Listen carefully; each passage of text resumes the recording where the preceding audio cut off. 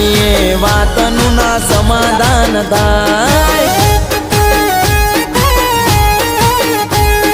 शांत होय हावज तो नोम ना लेवाय, शांत होय हावज तो नोम ना लेवाय।